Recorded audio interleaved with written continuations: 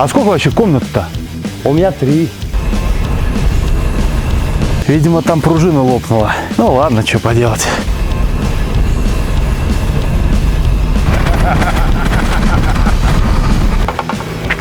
А, заглохло. О, привет. Ну что, вечер, электричка. Едем в Москву на ночь глядя. Время сейчас 21:57 показывает. И это правда. Мы в электричке едем в Москву. Более того, мы едем на другой конец Москвы своим ходом. И тут надо ввести немножечко в контекст. Как ты понял из названия, это видео будет про узкоколейку. Про какую-нибудь далекую узкоколейку. Первая по плану должна быть Лойга. Наверное, все-таки она и будет. Во время тщательной подготовки к экспедиции все шло просто классно. До тех пор, пока у фургончика движочек не сломался. Оборвался ремень ГРМ, поршень встретился с клапанами, со всеми клапанами, и машина встала на ремонт. Дорого? Да, дорого. Но самое печальное, что это долго. А у меня так жизнь сложена, что необходимо постоянно все планировать наперед. И сроки достаточно сжатые. И тут целая экспедиция ставится под удар. Короче, я принял решение о том, что надо купить какой-нибудь поджопный вариант, который стоит дешево, экономичный, крайне ремонтопригодный, с фаркопом. И все это за недорого, включая возможные ремонты, включая его самого. Короче, я не придумал ничего лучше, кроме как взять зубило. И сейчас мы едем с вами смотреть ВАЗ-2109. У меня никогда не было девятки, я не знаю, что я сейчас там увижу, но на всякий пожарный решил поехать не на машинке подменной, а своим ходом. Все-таки высока вероятность, что этот Редван мы с вами возьмем и поедем в республику Коми. Так что пожелаю удачи, заваривай чаек. Если ты это видео смотришь, значит, шалость удалась. Ну вот жигуляторы дома. Прошла буквально пара дней. За это время загрузил кучу всего в машину. Но это пока так, цветочки. Но самое главное, что машинка подкидывает приколы. Ехал я вчера домой, и после часовой пробки начались адовые провалы, движочек глохнет, и полная беда. Доехал до заправки, думаю, ну может бензин закончился, лампочка там не отыграла. Залил, и не помогло. Окей, меняем топливный фильтр на заправке. Там их стояло аж 2 штуки. Первый с отстойником, второй проточный. В отстойнике аж песок какой-то был. Ну, думаю, успех. Завожу. Холостых нет. Понял, что испугом я не отделаюсь. Пришлось чистить карбюратор. У меня первая машина была 41-й Москвич. Господи, лет 15 прошло. Я уже не помню, как чистить карбюратор, а руки помнят. В итоге почистил, все промыл, все отлично. И вот сейчас готовимся к поездке. Тут какая-то течь масла, я так понял, это к блоку подходит. Как-то не совсем плотно. Ладно, будем доливать. Главное поменять масло. И снял генератор. Дело в том, что в пол накала горит лампочка заряда аккумулятора. Что это значит? Это значит, что он выдает неполное напряжение. А мы с вами едем в экспедицию, у нас с вами зарядок много. Надо и ноутбук питать, и камеры, и там еще одну камеру. Короче, электричество очень нужно. Это просто must-have number one. Короче, почитал интернеты, благо сейчас время такое, очень удобно. Полез в генератор. Когда я его разбирал, оттуда посыпалась куча всякой вот такой вот шелупони. И что я, значит, нашел? Значит, генератор старый, малоамперный. И чтобы добраться до диодного моста, основная причина неисправности, скорее всего, в нем. Надо полностью разбомбить весь генератор. Ну ладно, заодно сейчас все это почищу, подмажу. И, значит, вот мы имеем какой диодный мост. Вот вы посмотрите, что на нем тут вообще творится. И, конечно же, и виновник торжества. Вот он, пожалуйста, пробой. Видно нагрев, видно оплавилось. Должно оно быть вот как-то вот так вот. При этом я ночью до 2 часов, господи, ковырялся с машиной, ну по кайфу. Замерил напряжение, где-то 13,2, 13,4 выдавал. Чисто теоретически можно было этим не заниматься. Но, ребят, Ну, ребят, ну цена вопроса вот этой штучки, ну, 700 рублей. Ну, почему бы ее не поменять, не обслужить генератор? Благо, это весело. Потому что, чтобы его открутить, надо было снимать его вместе с кронштейном. А почему? А все просто. Генератор находится здесь. У него вот тут вот кронштейн и болтик, который крепит генератор, чтобы он вот так вот вращался и натягивал ремень. Этот болтик не выходит, он упирается не просто в крыло. Я думал вырезать. Это лонжерон. То есть тут снимать только с кронштейном. Ну вот диодный мост установлен. Все промазал специальной смазочкой. Вот такая вот для электроконтактов. Ну, надеюсь, послужит немножечко дольше. Вопрос в другом. Подшипники. Ну, конечно, они есть, но смазки у них практически не осталось. Особенно вот на этом хорошо заметно. Будем использовать ту же самую смазку, что и для дрезины. Поэтому берем наш инструмент нанесения и аккуратненько все это дело бахаем. Как-то вот так вот. То же самое делаем с этим подшипничком. Но здесь, конечно, хочется поаккуратнее попробовать. Ну, а там как получится. Техника любит ласку и смазку. Недаром так говорят. Знаете, буквально третий день «Жигули». Впервые в жизни, я уж, наверное, об этом говорил. Для меня это, конечно, шок. Но машина настолько простая и понятная. Это просто удивительно. Имея какие-то минимальные инструменты на руках, можно ее очень неплохо так починять. Завтра по плану мы с вами выдвигаемся на север. Вологодская область, кусочек Архангельской, конечно же, Республика Коми. Куда же без нее? Обязательно Республика Коми. И, честно говоря, с одной стороны, стрёмно так ехать, а с другой стороны, я понимаю, что очень многие моменты вполне себе можно самостоятельно решить. Опять же, на севере люди добрые. На севере взаимопомощь не то, что у нас в Москве. Поэтому не пропадем. Так, с этим есть. Теперь надо закрыть вот этими вот специальными отбойничками. Так. Лишнюю смазку уберу салфетками. Все, совсем другое дело. Класс. Ну отлично, переборка генератора дала свой результат. Оно теперь заряжает аккумулятор полностью. Все работает, все отлично. Масло поменено. Правда, мне кажется, 10В40 это оно для него жидковато. Движочек он уже такой, практически на коленях. Возможно, поменяю на что-то более густое. Поставил старый багажник, который лет 20 ждал свой звездный час. И вот он настал. И на него, конечно же, кофр. Тоже он уже несколько лет лежит, ждет свой звездный час. Тоже он его дождался. Прицеп экипирован, все собрано. Машина держится, в принципе, бодрячком. Ну, не считая состояния кузова. В принципе, все хорошо. Кроме вчера вечером, практически на ночь глядя, дернул меня черт за фаркоп поддергать.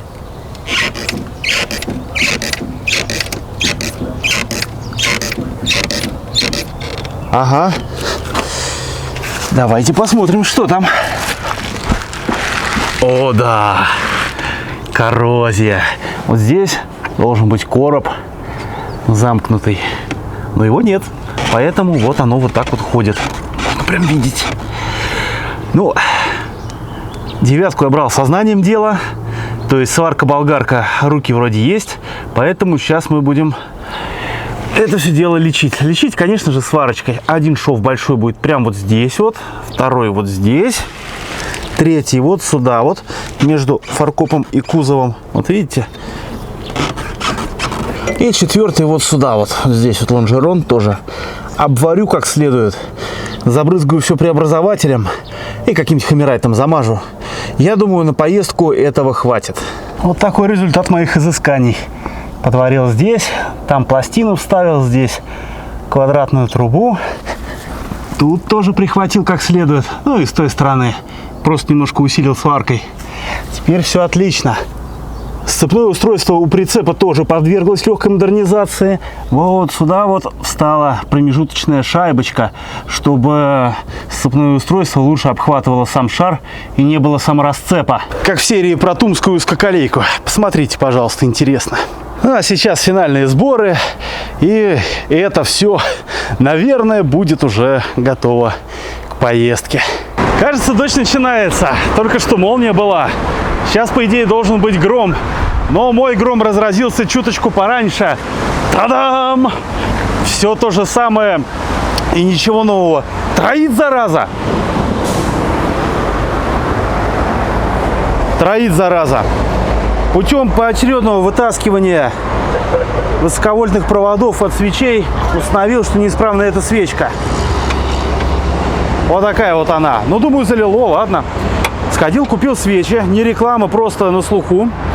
Значит, меняю по очереди. Тут смотрю.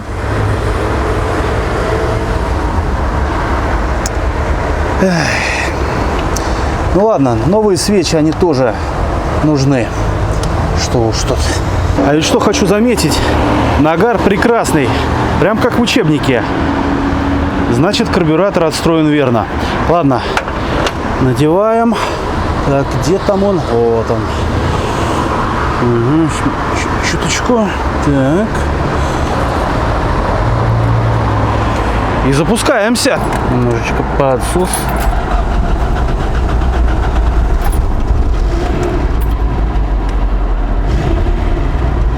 Все идеально. Ну, первое впечатление по трассе. Ковер смотрится очень аутентично. Веточка засохла. А так, в целом, я думал, будет хуже. Свои 80-90 идет, ну и как бы норм. Лампочка подсоса, ну, тут просто язычок не находит на концевичок, а его развернуть почему-то не получается. Ой. Ну ладно, это все лирика. Огромный плюс, что видно в зеркала прицеп. Это прям очень круто, потому что на фургончике было печальненько. Лодка, брызгалка, стекла мыть, шлепанцы. Да и сам я вот так вот одет по-летнему. Едем на север. И куча шмурдяка. И это еще не считая забитый всякой всячиной кофр. Но пока погода не особо летняя. По облакам, по солнышку. Хотя в «Жигулях» по температуре вполне себе лето. Короче, едем. Очень удобно. Очки определил. Душечку сюда продел. Мелочь приятно. Очень нравится вот этот вот один плафончик с таким вот звуком еще похрюкивающим. Включается, выключается. В целом все достаточно стабильно и пока что хорошо. Что будет дальше, смотрите, друзья. Блин, ну капец, конечно. Ну, 80-90 вообще комфорт, а больше как бы на старых гнилых «Жигулях» с прицепом, наверное, и не надо. Красиво как. И еще, действительно, провод AUX делает этот автомобиль идеальным плеером для думерской музыки.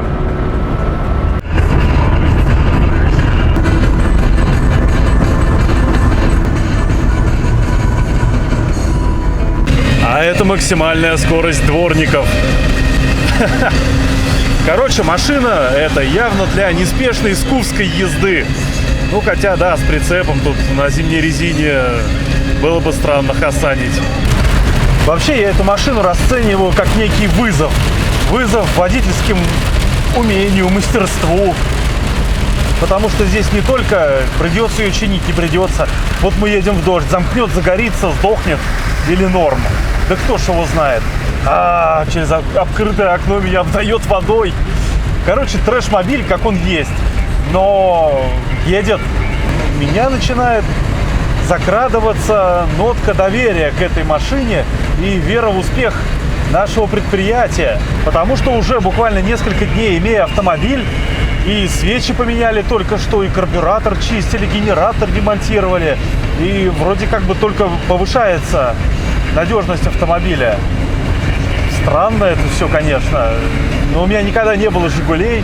Может, это норма, но прикольно, когда ты можешь сам вот так вот машину из недвижимости сделать движимостью, починить, помочь ей нормально ездить. Очень интересный опыт. Посмотрим, что будет дальше. А пока подписывайтесь на канал. О, останавливается. Да-да-да, лайки ставьте. Тут если чуть-чуть посильнее нажать на педальку тормоза, у машинки начинается такой легкий тремор. Короче, тут реально стилистика вождения грузовой поезд. Это и езда по профилю, то есть с горочки мы разгоняемся как можно быстрее, чтобы в горку заехать, используя кинетическую энергию поезда, то есть автопоезда. Это держать дистанцию, учитывая гигантский такой тормозной путь. Ну, конечно, не километровый, как у поезда, но что-то близкое к этому. Опять же, я повторюсь, тормоза говно, резина зимняя, пока еще шипованная, я надеюсь, они повылетают. То есть машину волтузит на колее, на асфальте. Это реально, это вызов мне как водителю. Ну что, настало время веселого старта. Начало 9 часа утра, суббота, дороги свободные. Наконец-то едем на север. Вчера вечером еще поковырял машину, починил габарит, там предохранитель перегорел, и заменил розетку прикуривателя. Значит, в чем было дело? Сейчас покажу. Вот это стоковый прикуриватель от Жиги. Имеет такую зеленую подсветку, что сочетается с приборной панелью. И он, казалось бы, всем хорош. Олдскульный, железный, кроме одного но. Посмотрите, какой он глубокий. И зарядка, она просто туда не достает. Поэтому, да, пришлось поработать ножом, все это дело расковырять, все соединить, и тогда все работает. Что примечательно, он работает даже при выключенном зажигании. То есть чисто теоретически при определенных стечениях обстоятельств можно разрядить этой штукой аккумулятор основной. Но, надеюсь, нам повезет и все будет нормально. Так что в добрый путь.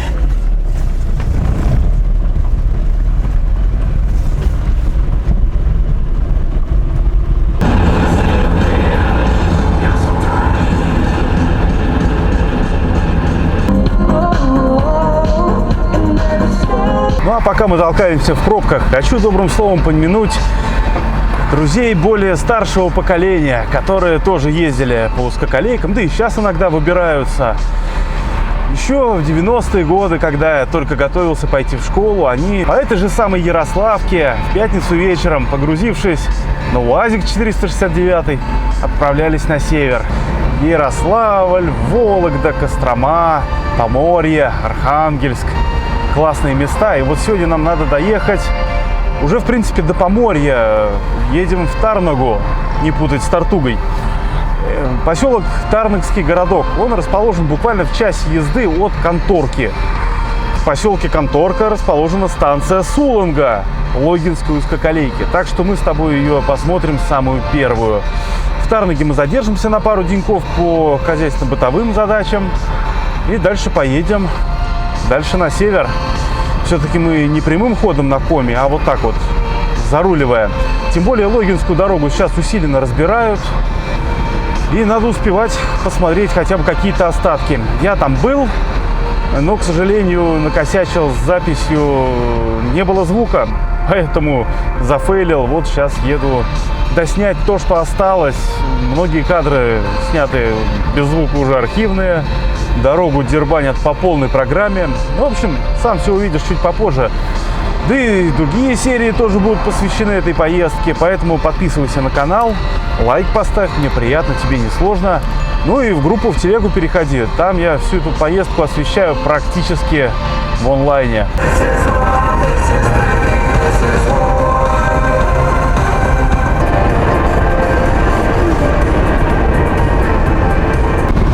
Объезд Сергиева Посада.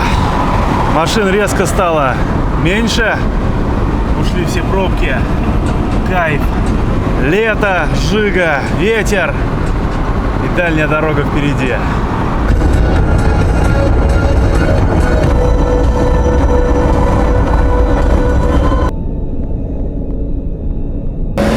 Прекрасный Ростов Великий. Пошел я руки помыть, обернулся на ласточку, смотрю, там под ней какое-то озеро. Думаю, наверное, из-за забора там что-то сливают. Неужели это от меня? Пригляделся. Блин, это от меня. Оказывается, у нас ушел антифриз. И он ушел куда-то вот туда вот. Короче, он из печки подтекает. Ну, что будем делать? Я предлагаю купить антифризы, чтобы пополнить потери. А еще 2 струбцины. Мы ими сейчас перекрутим шланги на печь, благо тепло. И поедем дальше.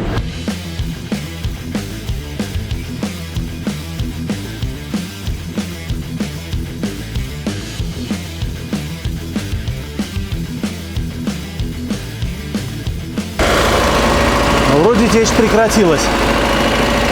Залил чуть выше нормы. Ну, чуть что лишнее кто-нибудь выплюнет. А, все. У меня подобная ерунда была только с тормозами, еще на большом фургоне. Тогда как раз ехал от Вологды до Ярославля и чувствую, педалька, она как-то проваливается. А там перетерлась тормозная трубка. Ну, в плохом сервисе сделали плохо. И в итоге при более сильном нажатии тормозная жидкость брызгала наружу. В Ярославле нашел сервис, они сделали проще. Поскольку тормоза имеют 2 контура, один из них они заглушили точно так же с трубцинами. И со спокойной душой я ездил с работающими тормозами. Здесь принцип тот же. Я надеюсь, печка нам не пригодится. Все равно течет, зараза. Пока ходил за струбцинами, сервис приметил. Решил к ним заехать. Ну, типа совета спросить, правильно ли я все сделал. Мне говорят, неправильно. Их надо не глушить. Их надо друг с другом соединить. Подсказали тут в магазинчике переходничок взять. Вот такого плана. И сейчас наша задача оттуда отстегнуть 2 этих шланга. Друг с другом их закольцевать. И с Богом ехать дальше. Итак, версия 2 выглядит вот таким вот образом. Закольцевали печку. Благо нам тут разрешили немножечко воспользоваться эстакадой. Вот, к сожалению, неблагодарное зубило обоссалось. Ну ладно, солнышко яркое, высохнет все. Зато сразу какой вид, а? Как тепловозный цех, все промазучено. Фух, ладно. Мешаем немного проезду, надо собираться и уже гнать дальше. Вроде сейчас погонял, вроде протечек нет. В таком сервисе мне помогли и советом, и местом. Прямо на Ярославке находится, через город Ростов. Ориентир такой москвич. Не, ребят, это не реклама, это просто от чистого сердца в благодарность. Не послали. Сразу сказали, сделать сейчас не сможем. Спросил, могу ли сам. Да, делай. Вот помогли там и трубку подобрать, и эстакадой дали воспользоваться. Ребятам респект.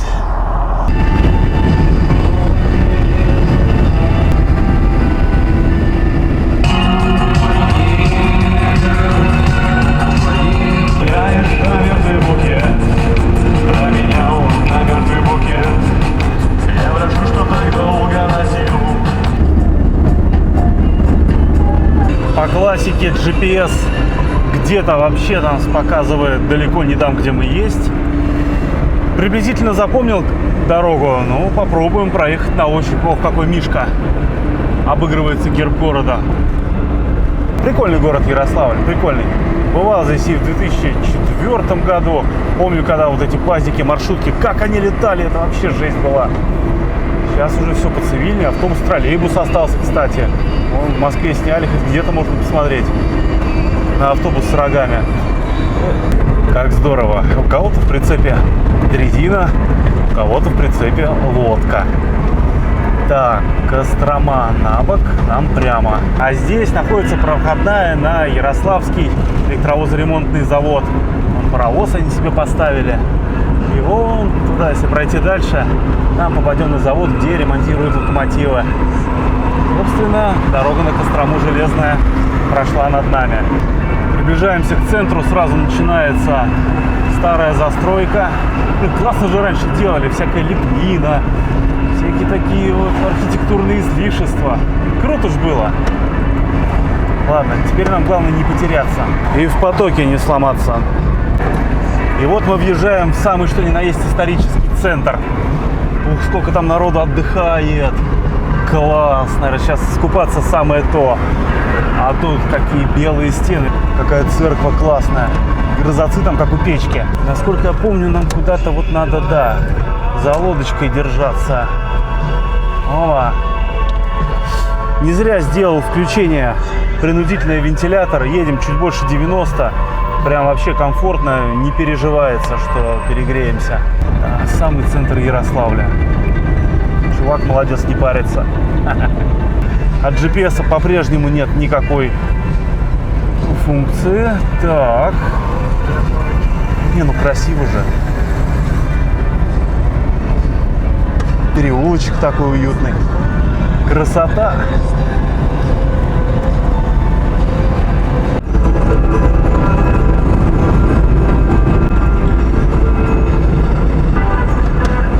Поплутал по центру как-то по наитию. Вот, судя по этой лодочке, которая поехала другой дорогой, мы с ним разминулись. Но снова встретились. Значит, верный путь держим. Верную дорогу идем, товарищи. Там, я не знаю, вам видно, нет, из-за забора народ отдыхает, на Волге купается. А вот в щелочку, может быть, видно и Волгу. Все, выезжаем из Ярославля. Верную дорогу выбрали. Класс, даже не поплутали. Повезло, а?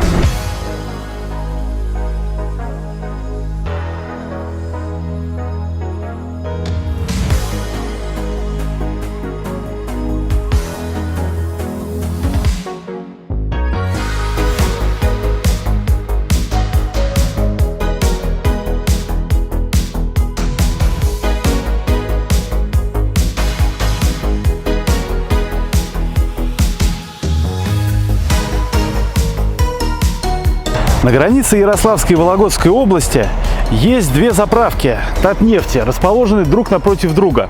Я из-за этого их называю «Врата Севера». И каждый раз, когда их проезжаю, я заправляюсь до полного бака. А все потому, что дальше, на север, цены на топливо тоже растут. Поэтому здесь экономически целесообразно заливаться достаточно дешевым по относительно севера меркам. Машинка ездит, машинка вроде норм. Больше луж никаких нет. Все нормально, все штатно работает.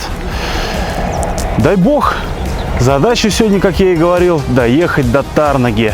Тарнагский городок. В городок Дюлок заходи, дружок. А уже там оттуда всего час езды неспешным шагом. И Логинская узкоколейка. Точнее, то, что от нее осталось.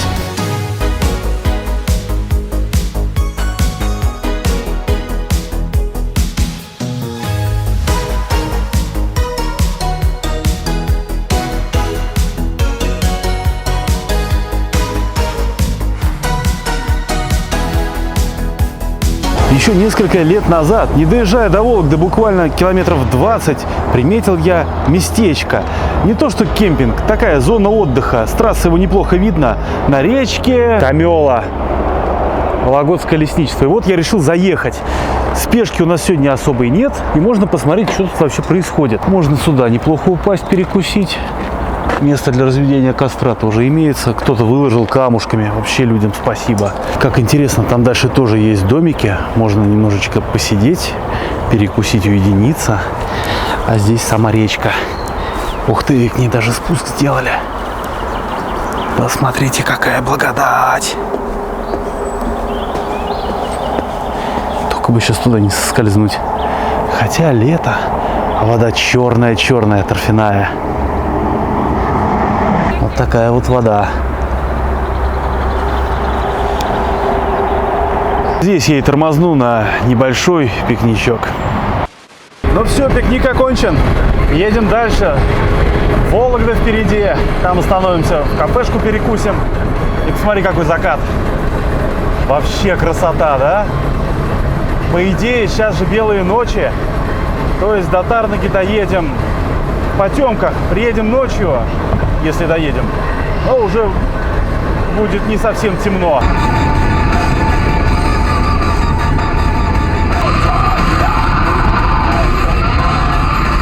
Ну как такое не показать? Смотри, мы едем на восток, и вон на севере светлое небо, а на юге темно, ночка. Я не знаю, видно, нет, там такой туман классный. Да, река Тиксна и ее мост. А как река? Речушка. Не, все-таки здорово ехать. Даже ночью. Класс.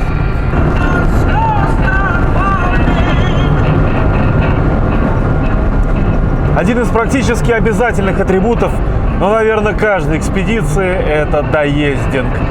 Штука хреновая, штука небезопасная. Сейчас уже времени многовато. Еду на место ставить палаточку и спадки. А спадки уже хочется. Дорога темная, тут иногда лоси ходят. Небезопасно. Машина низкая, от редких встречных слепит жутко. Блин, устал, еду, песенки пою. Благо на улице свежо, печка не работает, поэтому бодрит. Спидометр врет на 10, я еду 80. То есть крейсер 80-90. Ну, вроде пока ничего, едем. Отдельный кайф это вот это вот. Что он освещает? Он сам себя еле освещает. Приеду, палатку буду ставить, уже не буду записывать, поэтому до утра. Доброе утро! День второй. Встал на окраине Тотьмы, поближе к речке Сухана. Поставил «Жигуля» прямо вот на деревенской улице. Кстати, зацените, какой амбар, какие поленницы. Круто! Ну и палаточку раскинул. Благо она такая быстро возводимая, поэтому раз-раз и готова. Но сейчас с утра проснулся, как в духовке. Вот так вот тут я развалился. Простенько и со вкусом. И вон там вот видна уже река. А рядышком мост здоровый такой. Его сейчас как раз ремонтируют. Поэтому разбудил звук работы. Такое шипение, может, слышите. Сейчас основной план — это быстренько собираться, заправляться до полного бака и ехать на Логинскую скакалейку. И только вспомнил, я же тебе еще не показывал, как я машину закомплектовал. Этот багажник лет 20 ждал своего часа, и вот он его дождался. Он висел в гараже. Я помню, еще был вообще мелким ребенком, он уже был стар. Он был супер стар, и сейчас его звездный час. Очень классно выручил. Кофр еще с УАЗика, куплен был в Севастополе. Недорогая, простая конструкция, подвергалась ремонтам. Вот именно вот этот вот узел сочленения выходил из строя. Ну ничего, там болт, нормально. Здесь лодочка надувная, стульчик складной, палатка, кстати. Это штуки-ништяки для лодки, здесь весла и прочее. И сапоги, да, сапоги, куда же без них. Внутри жиги все интереснее. Душек. За день он нагреется, будет теплым. Если понадобится, всегда надо иметь возможность принять душ. Это очень крутая тема.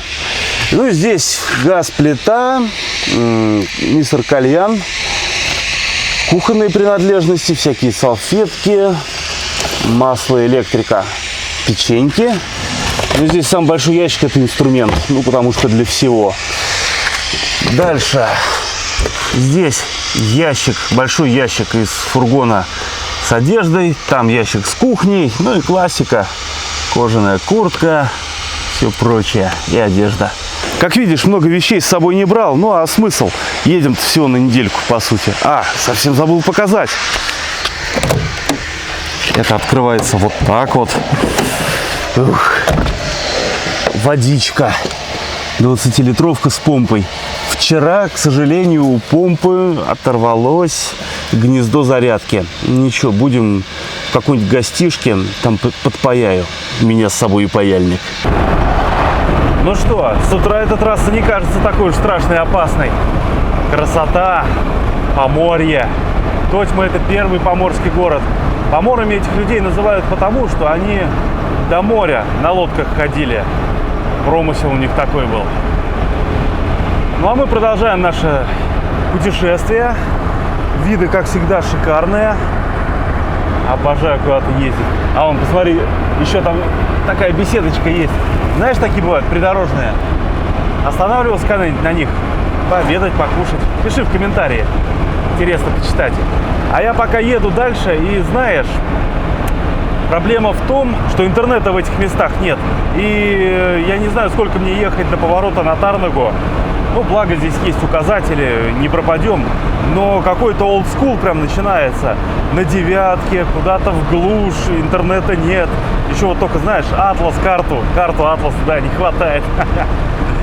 Места, как видишь, просто великолепные. Тремор у руля продолжается в пределах нормы.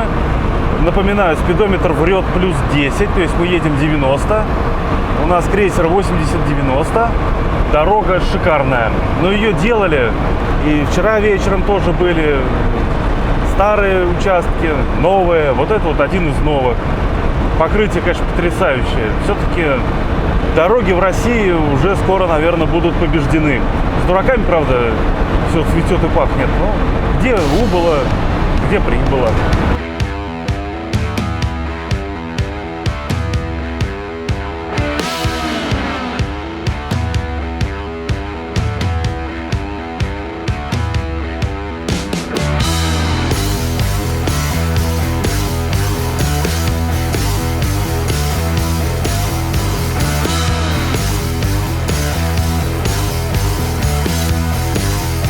Покидаем Тарнагу, заехал в Пятерку, взял водички, взял паштетика, хлебушка. И вот мы сейчас едем в сторону Конторки. Там находится станция Суланга, Логинской узкоколейки. Нам надо там будет пересесть на дрезину и проехать остатки дороги. И мне так нравится этот участок автомобильной дороги, по которому мы едем. Освещение, идеальный асфальт. Боже мой, куда мы едем? Но, к сожалению, он очень быстро сейчас закончится. Очень быстро, поэтому недолго музычка играет. Так, аккуратненько. А так, вот как-то так вот здесь люди живут. Нравится мне Тарнага, места великолепные. Как-то уютно, все опрятно. Нет вот этого нашего вот российского, вот этого вот. Ну, ты понял, о чем я говорю. А так тут очень даже так опрятно, уютно. Господи, лишь бы Жига не развалилась, а. Кремлево. Может, поэтому сказали сделать дорогу до Кремля. Да не до того. Кремлевский. Вот так-то. Слушайте, а тут капитальный до Илецкого погоста делают. Ничего себе. Обалдеть. Ну, жалко узколейку разбирать. К ним такую дорогу очень хорошую проложили. Одно удовольствие. В общем, учитывая, что Жиголет у нас достаточно гнилой, ехать будем аккуратно. Следовательно, долго. Да, черт возьми. Грейдер. О, конечно, машина, наверное, самый худший вариант для грейдера. Особенно, когда стрёмно, что что-то оторвется, а тут все ходуном. Хотя дорога по факту нормальная. Но как бы, если что-то у вас равное с двумя мостами, вообще отлично. О! А вот тут можно и газануть.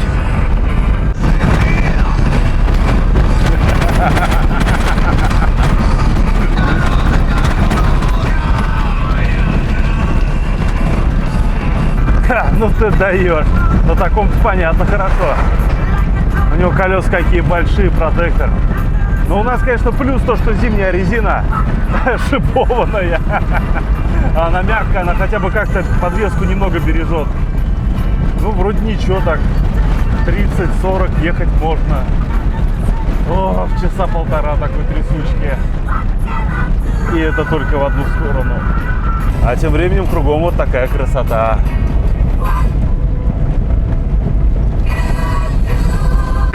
Одной из особенностей северных дорог в глуши являются такие деревянные мосты. Ставить сюда какой-то железобетонный, видимо, смысла особого нет, поэтому делают из дерева. Давайте его попробуем посмотреть. Он уже весь замшелый, с грибком.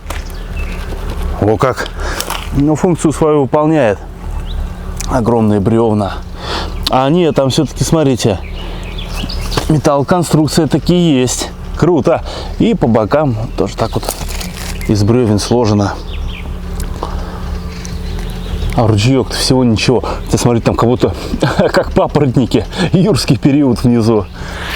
А здесь наша любимая глушь. Настил тоже такой деревянный, уже поношенный. Но никакого ни люфта, ни качения нет. Красота. Все вот так вот шатается.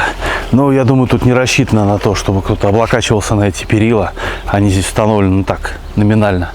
И по центру моста такой слив организован для воды. Следующий мост подобной конструкции через речку Пенога. Ох, как же приятно по нему ехать, когда не колбасит. Ну вот, например, еще зачем душ я с собой взял. Проехала встречка, пролетела. Классика «Жигулей». И такое полевое облако за ней завеса. А оно все идет в салон. Ну все оседает на вещах, на теле. Поэтому да, гигиена крайне важна в путешествии.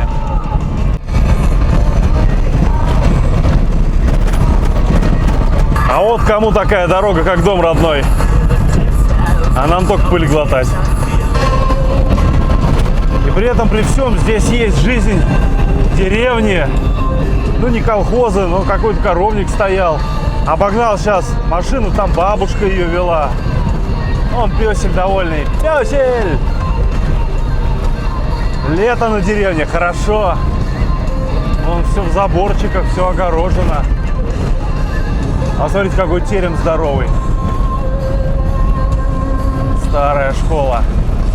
Вот поселок Айга. А когда-то и сюда шла узкоколейка. Давно уже разобрали, правда, рельсы. Теперь здесь только грунтовая дорога, сообщает поселок. С большой землей, можно сказать. Хотя, опять же, мы едем не так давно, не так долго по этой дороге. И мне кажется, я даже видел какое-то подобие автобусных остановок. Может, здесь и автобусное сообщение осуществляется. Хотя, как слышал, якобы по грунтовкам автобусы типа не ходят. Сомнительно это все. Но в любом случае, живя в таких местах, в хозяйстве, без машины, ну совершенно никак. А поселок ничего такой. Вполне себе. Вышли на второстепенную дорогу. Да, вот та дорога, по которой мы ехали, она была еще и главная. И тут у нас теперь какие-то зыбучие пески. Что там сзади происходит? Ну это вообще жесть. Немного кидает. Вот такое вот покрытие. Но это лучше, чем зубодробильный грейдер. Так что едем с кайфом.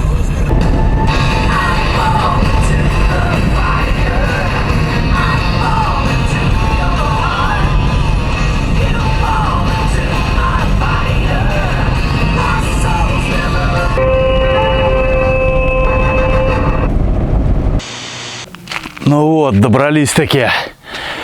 Там уже начинается узкоколейка. Здесь когда-то была перегрузка леса. Сейчас здесь отставлено. Хотя странно, что платформы для перевозки заготовленного леса еще остались. Я думал, их все попилили. Тепловоз, снегоочиститель. В общем, основное все там. Вся трагедия развивается. Жиголету спасибо, что довез. Мне кажется, у него вот эта арка, колесо глубже в арку сидит, чем там. Ну-ка, давай посмотрим. Да, определенно. Видимо, там пружина лопнула. Ну ладно, что поделать. Довезла. Спасибо тебе большое. Да, определенно. Что-то здесь не то. Ну-ка. Ну, какая-то амортизация есть, уже радует. Ладно, сейчас надо приводить себя в соответствующий вид. Разгружать дрезину. Я чувствую, она вся в пыли. Ее очищать и начинать записывать серию.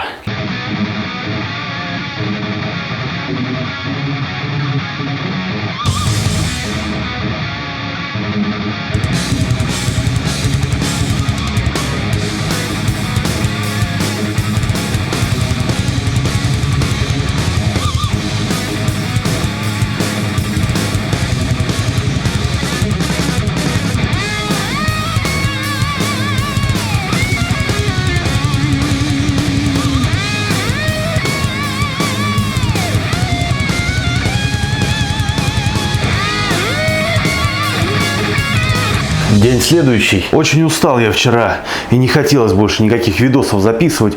Просто приехать, помыться и кинуть кости. И для этих дел я снял небольшой номерок. Показать его я тебе и хочу. Входная дверь и сразу большая двуспальная кровать. Роскошно поспать на ней, звездочкой раскинувшись. Мансардное окошко, но из-за этого огромное пекло начинается. Сейчас погода такая, что солнце жарит, крыша нагревается, и тут такая парилка. Но есть кондей. Кондей решает, кондей спасает.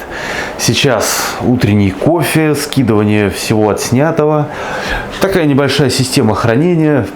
Гальюн, мини-умывашка и душ. Обожаю такие душевые кабины. Офигенно. В общем, кайфы. А это мое такое складное ведерко. Та-дам! Не реклама. Сейчас буду его заполнять водой и вот этим вот отжатым полотенчиком своим буду вытирать машину. А вытирать там есть что? Вчера после этих дорог все покрыто лютым слоем пыли. То есть хошь не хошь, а надо делать. И практика показывает, что ящики для шмурдяка решают. Ящик с закрытой крышкой спасает вещи и от всяких капель воды, от какой-то там влаги, если она будет, самое главное, от пыли. Потому что пыль эту выводить, это страшное дело.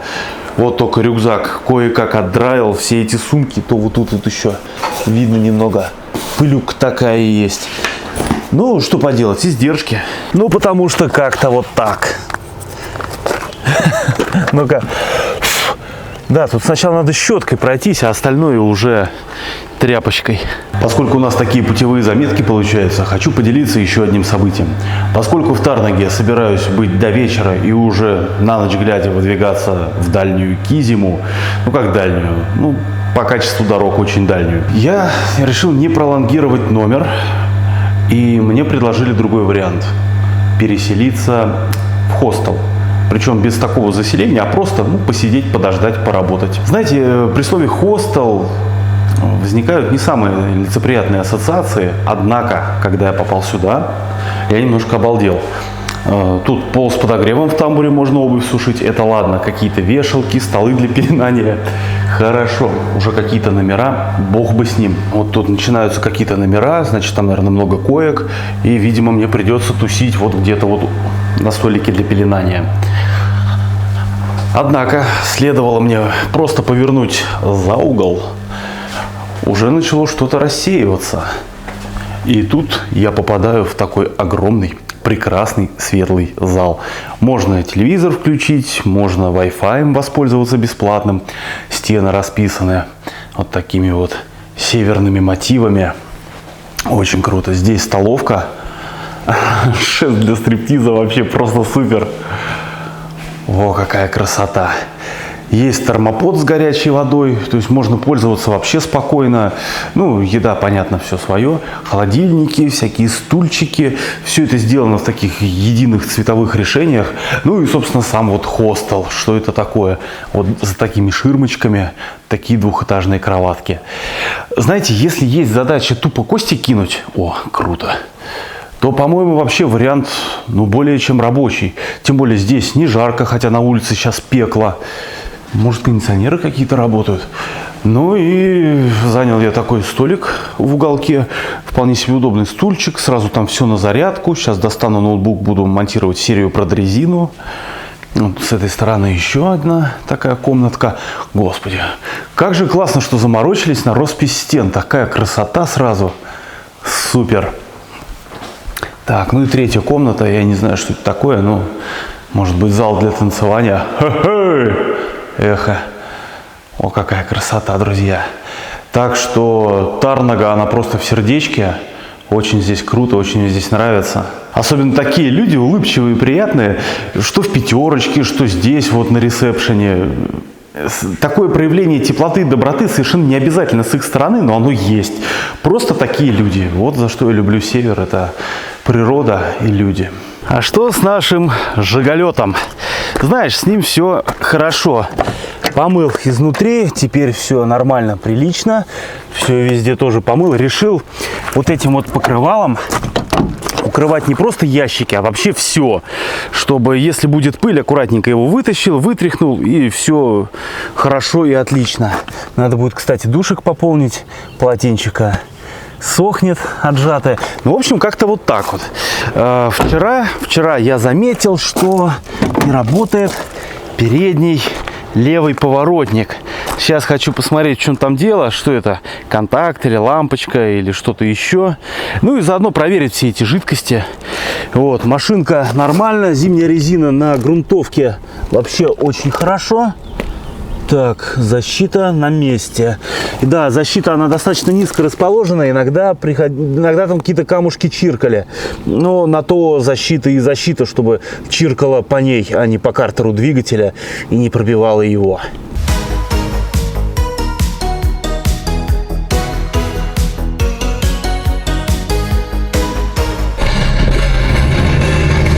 Ну что, попрощались мы с прекрасной Тарнагой. Офигенные места. Блин, до свидания. Сюда можно просто на отдых приехать на выходные. Едем наконец-то в Кизиму. Ехать нам 264 километра, 4:20. Время 21:06. Баки полны, так же, как и уверенность. Залился еще в себя кофе, машину, бензин. Все, поехали. Дорога первый километров 90 обещает быть вот такой. О, какая техника. Прям для этих мест. А что будет дальше? Ну, поглядим. Как говорят, грунтовка, плиты и грунтовка. Ну, мы уже по грунтовкам ездили, правда, машину отмыл. Жалко будет ее опять запылить. Но будет уже холодно, поэтому окошки будем закрывать. А пока в добрый путь.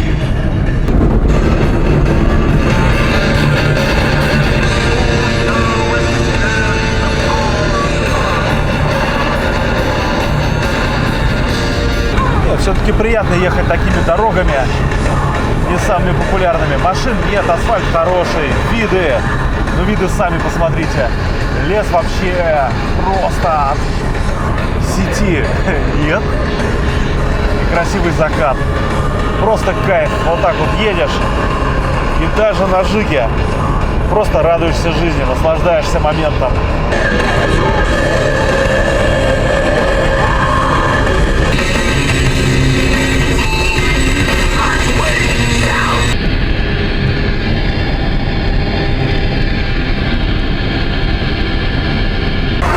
И вот мы въезжаем в Архангельскую область. Там был сначала знак такой на синем фоне. Но они молодцы. Поставили еще стелу. Устянский район. Привет, Архангельская область!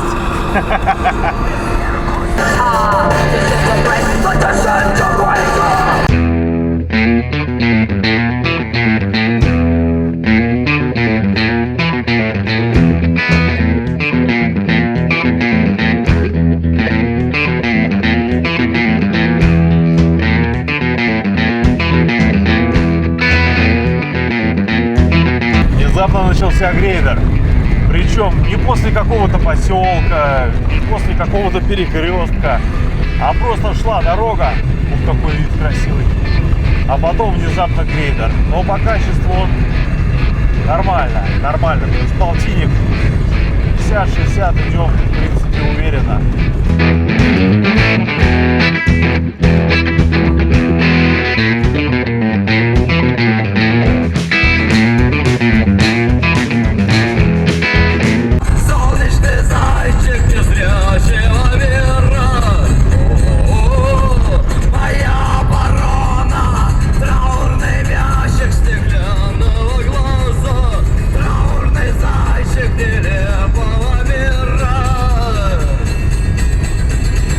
Очередное включение из белой ночи. Тормознул я, значит, посмотреть на звезды. И обомлел. Кругом тишина неимоверная. Поселок глубокий. Вот просто in deep of Russia, как говорится. Жига. Такая уже вся в пыли. Так же, как и прицепик. Такая техника сразу. Ну, вид имеет, экспедиционная такая. Мне очень нравится жигулевская корма. Заглохла. Она холостой как-то плохо держит. Если будет себя хорошо вести, обязательно поменяю ей ЭПХХ и жиклер холостого хода, потому что прочистка не помогла. И нам куда-то туда. Вот здесь вообще нет помощи ниоткуда. Вот чуть что, просто. Эхо. Только здесь маленькое такое вот убежище.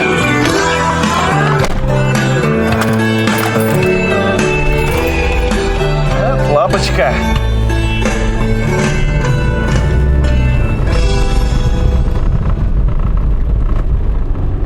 А вот и бетонка обещанная. Вот так, наверное, лучше видно. Бетонные плиты. И в отличие от Кировской области, здесь нет параллельной дороги без бетонных плит. То есть тут как бы только бетонка. Мы сейчас ехали, была такая широкая грунтовка. Чувствуете, заговариваюсь. Доездинг опять начался. Ой, музыка-то какая.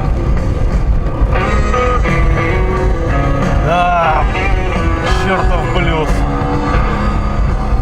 В общем, была грунтовка, и там была свежая подсыпка, а ее не равняли грейдером, ее равняли колесами лесовозы.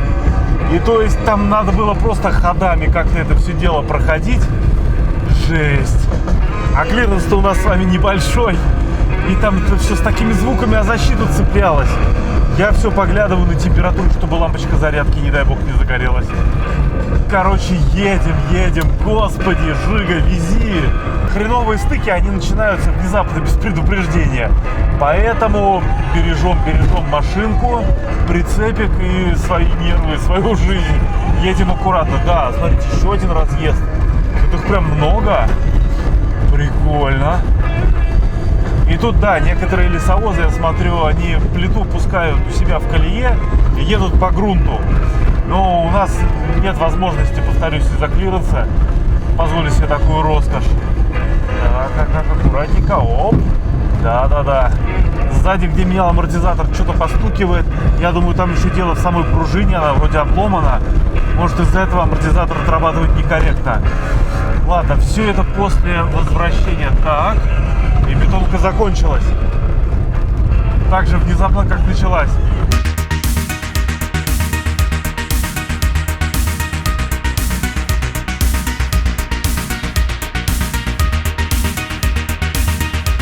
«34 километра осталось».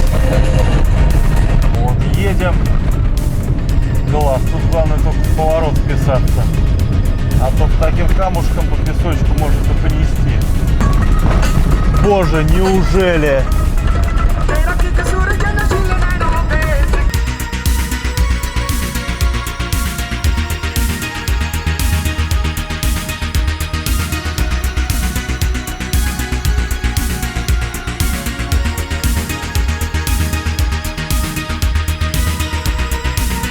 Здесь находится узкоколейка.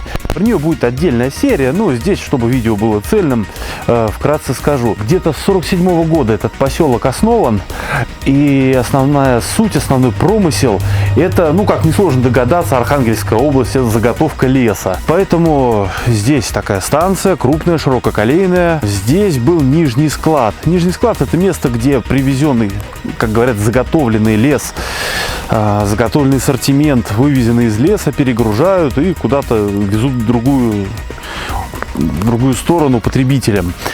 Здесь как раз перегружали на железную дорогу, и очень удобно, как раз вот он, этот северный ход, пожалуйста, там на Котлас. Тут хода-то грузовые, по большей части здесь построили для этих дел узкоколейку. Работала она, как обычно, до развала Советского Союза, где-то там в 89-м, что ли, году перестали заготавливать древесину.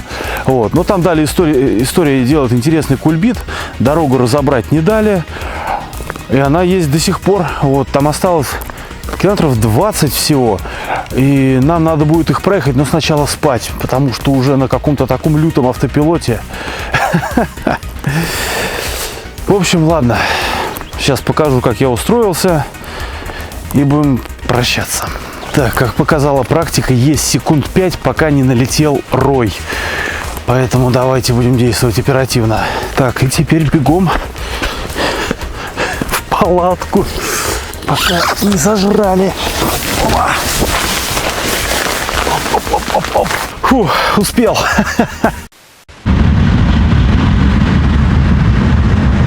Вот такие минусы палатки рядом со станцией.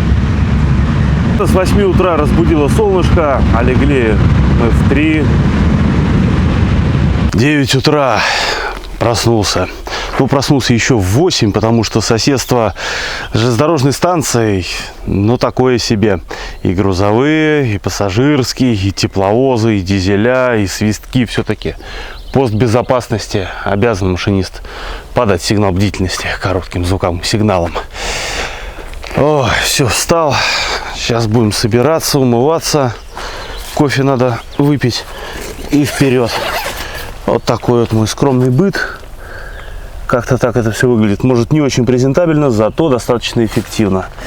Палаточка оставляет только положительные впечатления. Просто раз, раскинул, и все, и спадки. Это очень хорошо, это огромный плюс. Место я выбрал, как всегда, неудачное, конечно же, под солнышком, естественно, поэтому я и проснулся в 8. С другой стороны, целый день впереди. И тут такая, ну, типа низинки такой, вот тут немножко болотцем отдает. Вот смотри, вот такие вот есть растения. А в болотцах очень любят жить комары. И, соответственно, стоит мне только-только покинуть палатку, я сразу становлюсь их объектом вожделения. Поэтому не будем тратить время, собираемся. Вот такие вот ребята тоже с утра разбудили. О, половинка, ничего себе.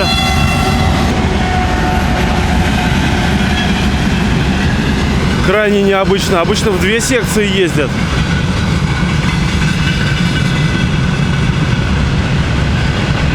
И длинный ты какой. Как бы то ни было, сейчас зашел на вагонный участок кипятка спросить, ну, чтобы время сэкономить. Дали добро. Вот люблю я север, а люди такие отзывчивые. Ну что, отлично попил кофе, замечательно пообщался с прекрасным человеком. Сергей, спасибо большое за теплый прием, за интересную беседу. Солнце сейчас прекрасное, погода великолепная. Поэтому давайте время тратить не будем на бесконечные ля-ля. И наконец-то уже поедем. Вот такой вот поселок Кизима. Конечно, вот сейчас днем выглядит намного лучше, чем в 3 часа ночи. Сейчас проезжал, не успел заснять. Жизнь есть. Ух, какая там звезда большая, красная. Патриотично. Дороги обычные, грунтовки. Этим нас ничем не удивишь. Да-да-да, Головаст. У всех хозяйства тут. Трактора свои. Ну-кась. Давай первую. Оп-оп-оп-оп, вышли. Вот через это вышли. Так, я правильно повернул-то? Правильно. Значит, где-то там должна быть узкоколейка. Кизимский ФАП. Но ФАП не в том смысле, а в том, что это фельдшерский пункт. И сразу видим остаток какого-то ширококолейного вагона. Ребята, посмотри. Пассажирский вагончик-то. Половинка. Ага. И вот здесь уже начинается, ну, сколько металла вывезено. Ха-ха-ха. Эти форвардеры, харверстеры. Круто. Так, нам сейчас надо, по идее, направо и там же налево. О, еще одна половинка от вагона. Так. Да, здесь прям что-то такое прям промышленное. Прям серьезное. А здесь, походу, пионерочные гаражики, да? Да, угадал. Вот они. Вот она. Ага. И вот рельсики. Ура! Доехали! Хе-хе-хе. Класс. И значит, мы сейчас можем тогда туда проехать, развернуться там где-нибудь и разгрузиться. Сколько кабин. Сразу поле такое прям русское. Эх, хорошо в деревне летом, что ни говори. Да, стоит пионерка. И колеса без расширителей, это очень хорошо. А так, кто на что гораст, у кого какие только гаражики тут. Круто, очень круто. Ладно, надо начинать снимать серию про эту замечательную дорогу. Надо разгружаться. Ох, как же Жигули все-таки, как же Жига смотрится вот прям вот уместно. Грунтовая дорога, деревенские дома. Идеально, вот прям вот оно, то, что надо. Ну все, дрезина собрана, стоит на рельсах, готова. Я тоже готов. Плюс еще обшик от клещей. Лук модный навел, поэтому начинаем снимать серию про кизимскую узкоколейку.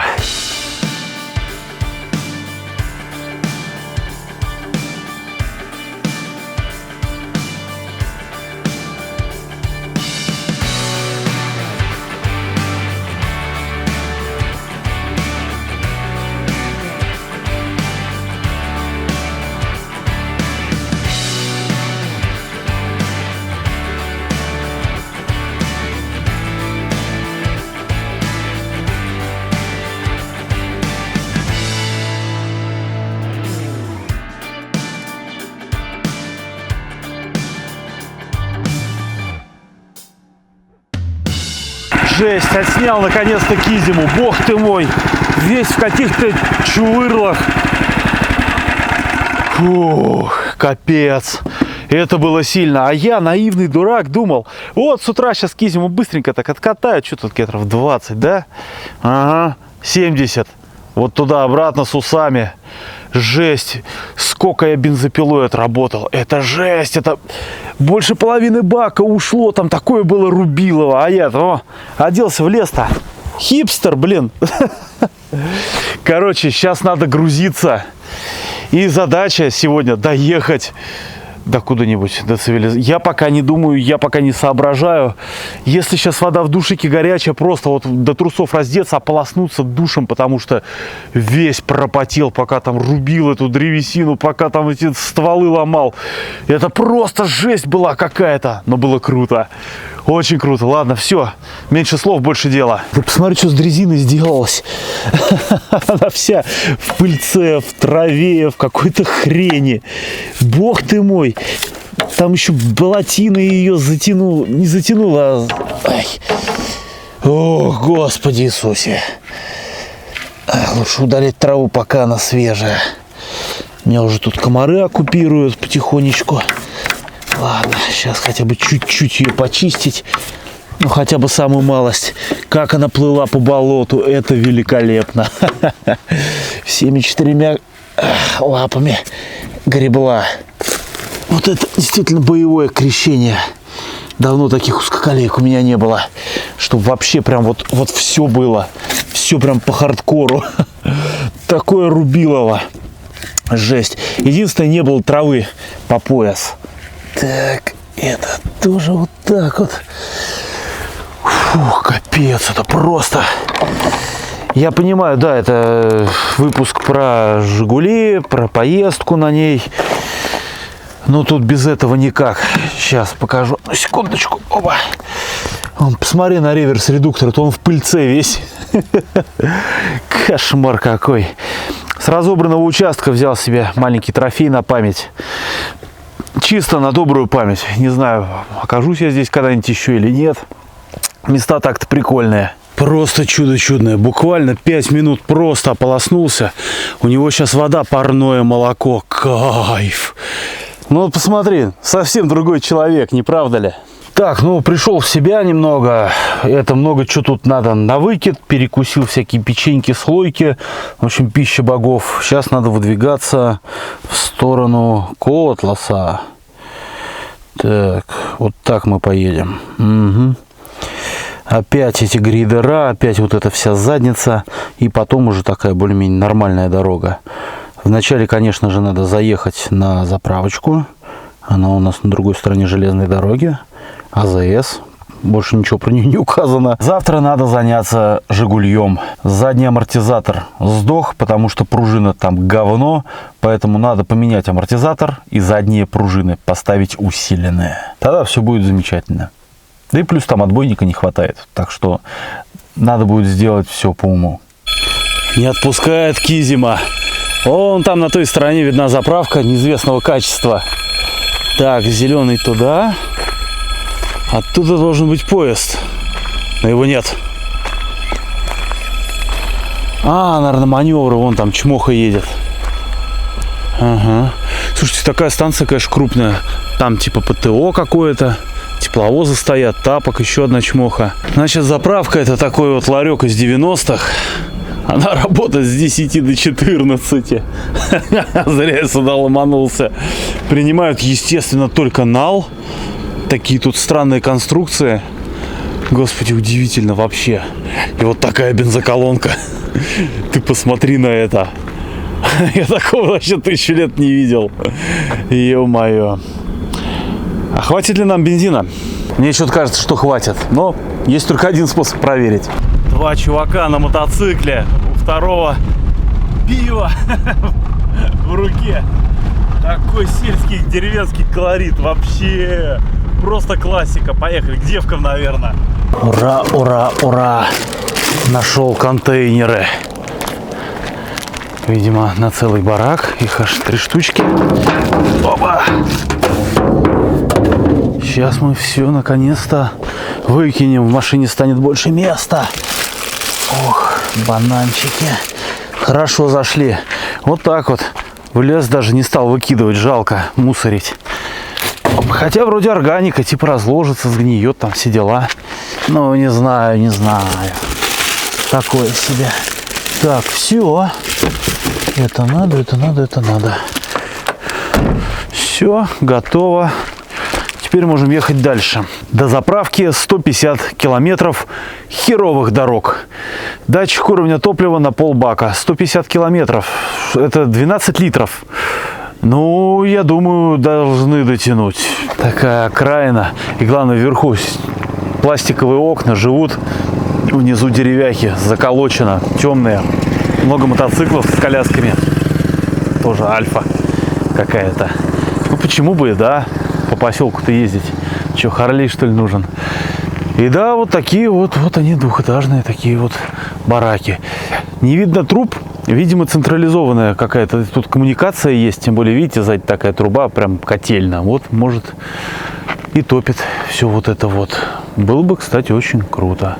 Хотя вот здесь вот еще видны трубы печного отопления. Но это, наверное, старые. А там пес его знает. Вот тоже такой деревянный тротуар. Один из признаков севера. Гаражики, сарайчики. Прикольно, кстати, по дереву так ходить-то. Че бы, да, и летом, и зимой. Все везде хорошо. И так это выглядит со двора. Ну, честно говоря, печаль. Да, хотя лавочка. Но лавочка такая дремучая, прям дремучая.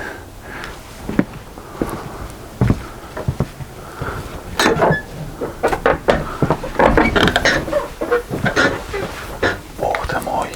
Ну-ка. Вот как-то так. Ладно. Да, тут сани. Прикинь, сани есть. Причем не такие, как в детстве были. Слушай, а вот это вот интересно, что... Простите, а скажите, а вот это что такое? Это туалет. А, это слив общий идет туда? Ну, машина приезжает, выкачивает просто. А, я понял. Тут типа общий стояк туда идет в яму, приезжает говновоз и откачивает. Да. Типа яма выгребная. Да. А, ну как в частном доме только. Да. Тут как стояк общий идет на них? Ну, здесь на 4 семьи, Ага. здесь на 2 семьи. А, я понял. Вот видишь, это Ага. 2 семьи идет. Ага. Слушай, это дом еще каких годов-то? Дом Да. 85-го года. 85-го? Он уже по снос идет. А, нихера себе. Нас выселяют уже. 1985-го, я правильно понял? Да.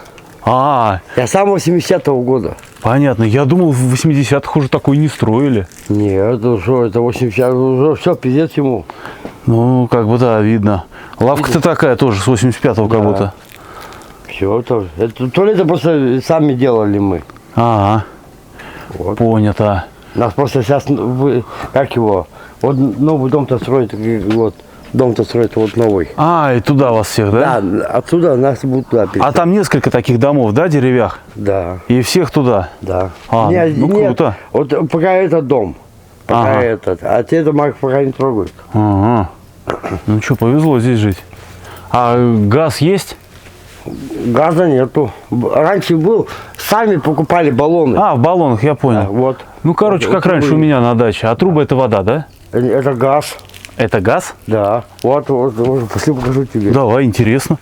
Ящики стояли вот такие. А, все, я газовые, понял. Это газ. Нифига себе, то есть баллон на улице и по трубе там идет. Да, сам покупаешь на свою квартиру. Да. Вот на какую идет, и все, покупаешь баллон, все. Вот дела. Не, ну так-то логично. Нахрена дома газовый баллон держать, его лучше на улице. Конечно. Да, мало ли утечка какая. А там, смотрю, кто-то окна там пластиковые ставят.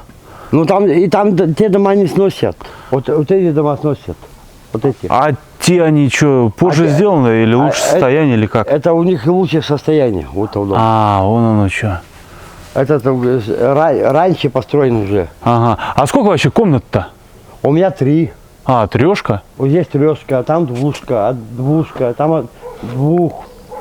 А в новом доме там тоже будут давать? Сколько комнат вот, было, столько и... Да, вот у меня 3, Ага. мне 3 дают. А, ну по справедливости. Да, то есть. да.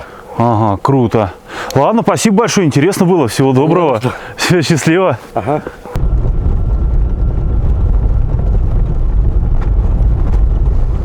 Ну, Капец от него пыли. Ух, жесть. Нафиг отопитель. Окна закрыты. Дыхание задерживаем. Не видно, там, короче, два зайца друг за другом гоняются. Речка, проезжал. Тут они устроили свои безумные гонки. И пока взял камеру, пока вышел, они уже там за мостом мелькнули. Вот это живность здесь. Ой, классика. Блин, как же хорошо. Господи, опять куда-то в ночь ехать, опять какие-то доездинги. Хочется все успеть, но Жига молодец. Жиге усиленные стойки поставим завтра. И она вообще будет просто белиссимо. Умничка. Только холостой не держит. Ну, купим ПХХ и жиклер холостого хода. Все это стоит копейки. Но прям машинка радует, реально радует. Такой же вид боевой. Она умница. Спасибо ей.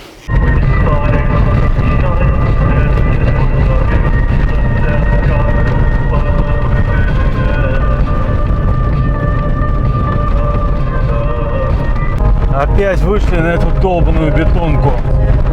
Блин, вот какую дорогу я ненавижу, только это сраную бетонку. Тух.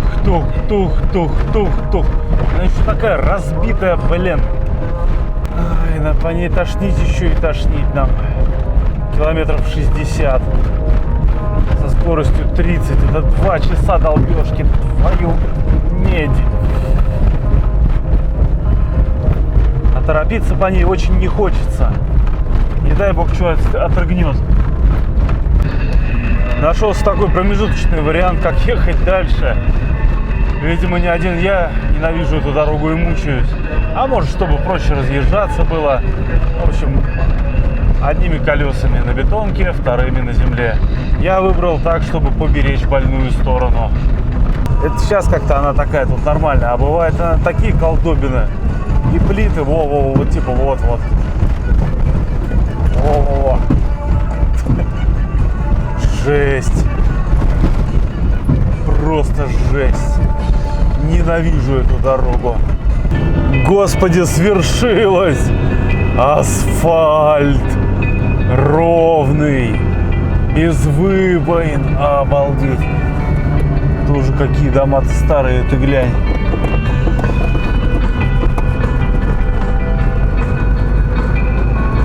Круто. Но это все лирика. 46 километров до заправки. Такая красотень.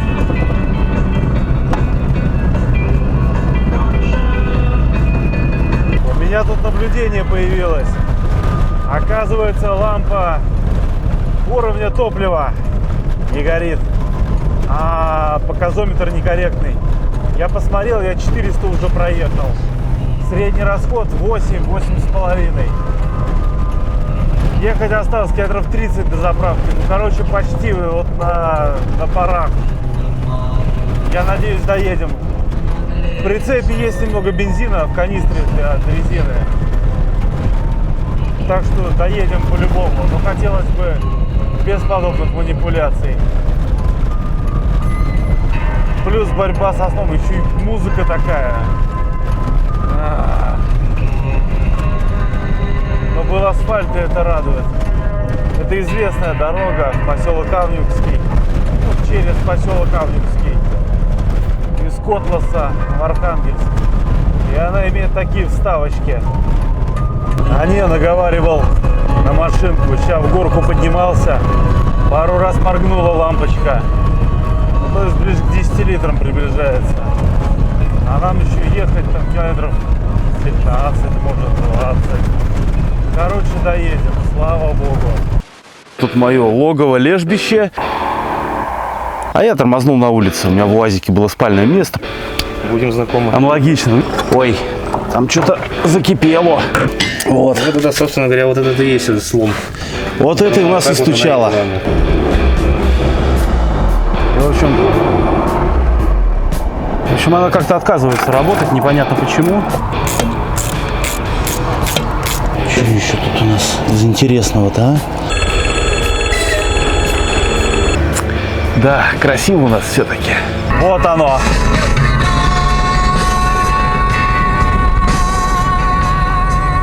Ну, блин, ну что ты так встал, белый мишка? Республика Коми! Доехали! Ура!